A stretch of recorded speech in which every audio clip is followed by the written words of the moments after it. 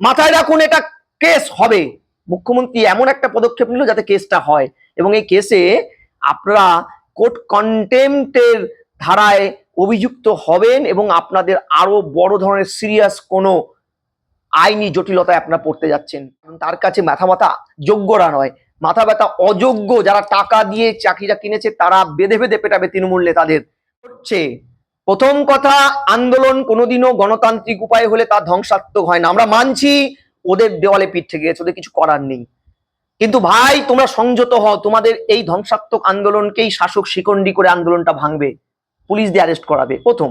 দ্বিতীয়, পুরো সাংবাদিক কুলো কিন্তু তার ক্রিয়নক পুতুল, ফলে অর্বাচীন গুলোকে যেমন নাচাবে 14 তলা নবান্ন, সাংবাদিক কুলের একটা অংশ তেমনই নাচবে। দুর্ভাগ্য কি জানেন,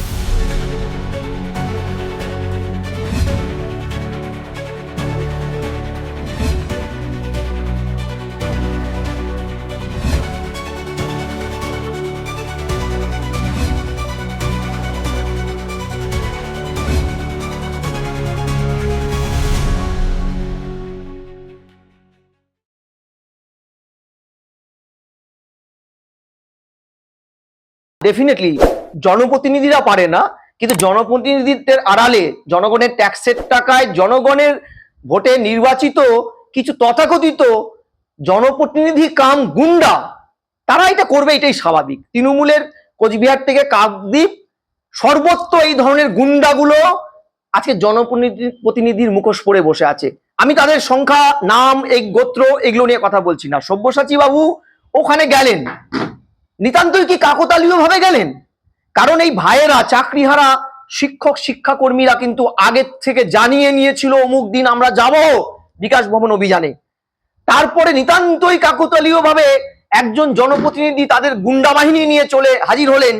এটা সহজে কিন্তু আমরা অনুমান করতে পারি আরজি করে রাতে 14ই আগস্ট রাতে ব্যাপক গুন্ডা দিয়ে ভাঙচুরের নামে, বিক্ষোভের নামে বিক্ষোভকারীদের ভেতরে নিজেদের লোক ঢুকিয়ে দিয়ে যেভাবে এভিডেন্সকে ডিস্ট্রয় করা হয়েছিল তারই একটা নতুন রূপ আমরা দেখতে পেলাম বিকাশ ভবনে। আজকে বিকাশ ভবনে আন্দোলনরত এই শিক্ষক চাকরিহারা, সদ্য চাকরিহারা শিক্ষক শিক্ষাকর্মীদের উপরে দেখবেন ওদের এই আন্দোলনটার মধ্যে অজস্র বহিরাগত লোক ঢুকে পড়েছে, যারা কোনোভাবেই আপনার বডি ল্যাঙ্গুয়েজ দেখলে শিক্ষক মনে হবে না। তারা সাংবাদিকদের মারছেন, শুধু নয় এই আন্দোলনটাকে জনগণের মাঝখানে ক্রিমিনালাইজ হিসেবে প্রতিপন্ন করার জন্য, এই আন্দোলনের স্পিরিটটাকে মেরে ফেলার জন্য, ধ্বংস করার জন্য, এর একটা অন্য মিনিং তুলে আনার জন্য যেটা করতে হয় শাসকের, গুন্ডা ঢুকিয়ে দিয়ে আন্দোলনটাকে ধ্বংসাত্মক রূপ দেওয়া, পুলিশের গায়ে হাত তোলা, কখনো মানে ব্যারিকেড ভেঙে ফেলা, তারপরে সরকারি সম্পত্তি ধ্বংস করা, এইসব চিত্র এই রাজ্যে নতুন নয়। আপনি খেয়াল করুন, সব্যসাচী বাবুর পাঠানো গুন্ডা বাহিনী শুধু চমকানো ধমকানো, আন্দোলনের ভিতরে নিজেদের লোক ঢুকিয়ে দিয়ে আন্দোলনটাকে মারতে বা অন্য পথে চালিত করাটাই ক্ষান্ত থাকেনি। বিকাশ ভবনের নির্দিষ্ট কিছু ঘর থেকে, জালনার থেকে বড় বড় পেপার ওয়েট পড়েছে আন্দোলনকারী শিক্ষকদের উপরে। অর্থাৎ যে সরকার সামান্য পেন হাতে নিয়ে আন্দোলনে নামা, তাদের ন্যায্য আন্দোলনে নামা শিক্ষক কুলকে সমাজের জঙ্গি ভাবে, আর মুর্শিদাবাদ মালদায় জঙ্গি যারা আসল জঙ্গি এলাকার পর এলাকা তাণ্ডব করে তাদের প্রতিবেশী হিন্দু সম্প্রদায়ের মানুষকে উচ্ছেদ করে, খুন করে, সেই পুলিশ তখন কার্যত থাকে না, মুক্তাঞ্চল পরিণত করে তারা পালিয়ে যায়। এই হচ্ছে শাসন, তৃণমূলের শাসনে আসল জায়গা।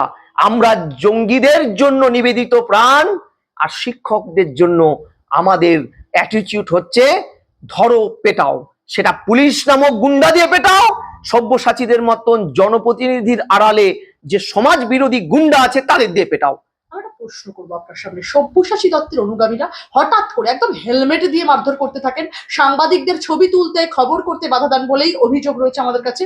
অনুগামীদের দেখে একেবারে দাবাং মুডে চলে যান সব্যসাচী দত্ত, নিজেই টেনে হিচড়ে চাকরিহারাদের সরাতে থাকেন, সাংবাদিকদের গায়ে হাত দিলেন আর সব্যসাচীর অনুগামীরা করতে থাকেন। আপনি ভুল করেছেন।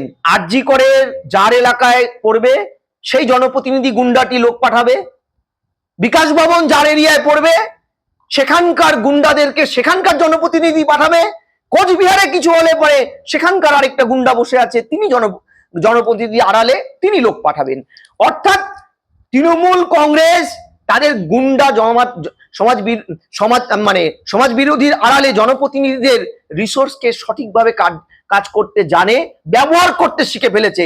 তাই সেই এলাকার জনপ্রতিনিধি হিসাবে তার তো নৈতিক দায়িত্ব পড়ে ওপর তলার নবান্নের সেই কততম তালা, 7 তালা বোধ হয়, 14 তলার নির্দেশকে তো তাকে পালন করতেই হবে।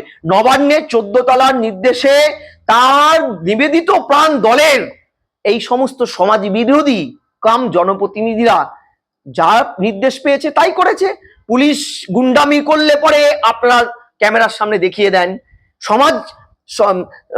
জনপ্রতিনিধিরা এই ধরনের তাদের সমর্থক নিয়ে গণতান্ত্রিক আন্দোলনকে ভেঙে ফেলার জন্য 3-4টা প্রক্রিয়াকরণ নিলে পরে আপনারা সহজে সেটা পার পাবেন না, তল পাবেন না, বা পেতে গেলে আপনাদের চড়থাপ্পড় জুটবে, ধমকি জুটবে, ক্যামেরা ভেঙে দেওয়া হবে।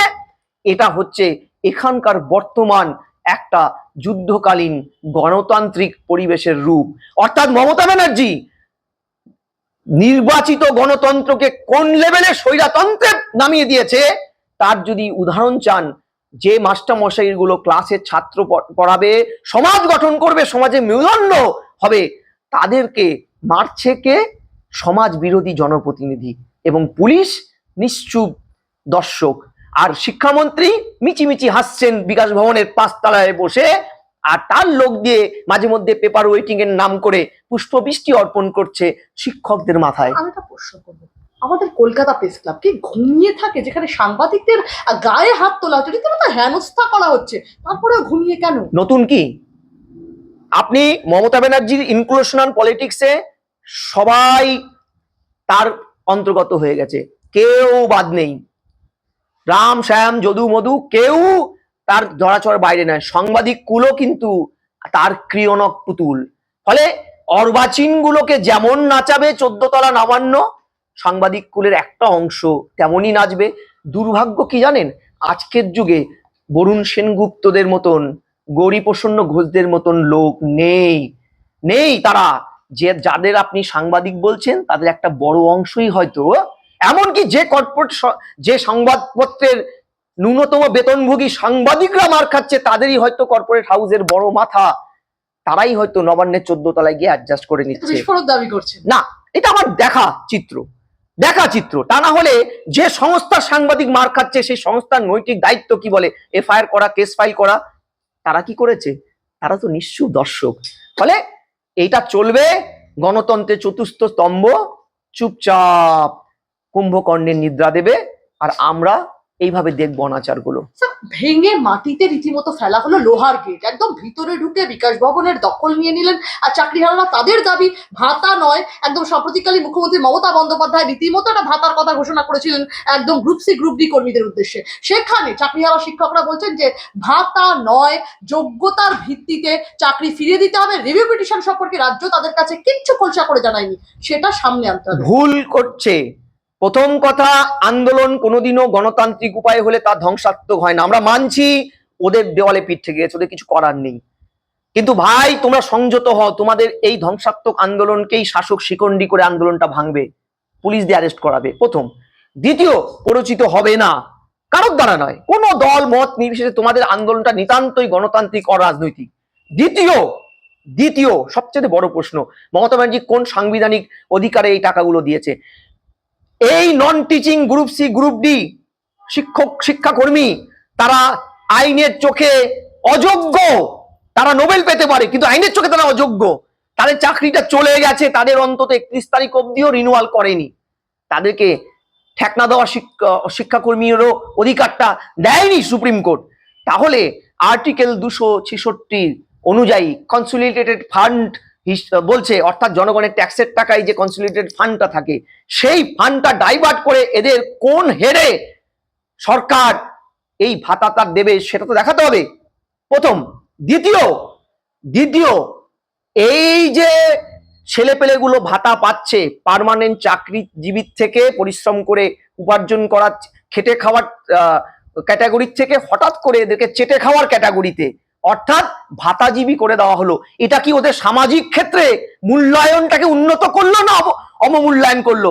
মাথায় রাখুন, এটা কেস হবে। মুখ্যমন্ত্রী এমন একটা পদক্ষেপ নিল যাতে কেসটা হয়, এবং এই কেসে আপনারা কোর্ট কন্টেম্পটের ধারায় অভিযুক্ত হবেন এবং আপনাদের আরো বড় ধরনের সিরিয়াস কোনো আইনি জটিলতায় আপনারা পড়তে যাচ্ছেন। আপনারা বিরত হন এসব থেকে। রাজ্যের মুখ্যমন্ত্রী এখনো পর্যন্ত আপনাদের বন্ধু নয়, এটা প্রমাণিত সত্য। তা না হলে এই সরকার সোজা সুপ্রিম কোর্টে বা হাইকোর্টে অন্তত 100 বার সুযোগ পেয়েছে যোগ্য অযোগ্যদের সেগ্রিগেট লিস্ট জমা দিয়ে প্রত্যেকের চাকরিকে সুনিশ্চিত করার, করেনি। কারণ তার কাছে মাথা যোগ্যরা নয়, মাথা ব্যথা অযোগ্য যারা টাকা দিয়ে চাকরিটা কিনেছে তারা বেঁধে বেঁধে পেটাবে তৃণমূল নেতাদের। ফলে আইনি জটিলতা এড়ান ভাইগণ, ধ্বংসাত্মক আন্দোলন থেকে বিরত থাকুন। আর এই ভাতাজীবী বা পরগাছাজীবী হয়ে যাওয়া বা মানে চেটে খাওয়া জীবী হয়ে যাওয়া, সেগুলো প্লিজ এই প্ররোচনায় এগোবেন না। এটা সামাজিক অসম্মান, সংবিধানের অসম্মান, কোর্ট কন্টেম্পট।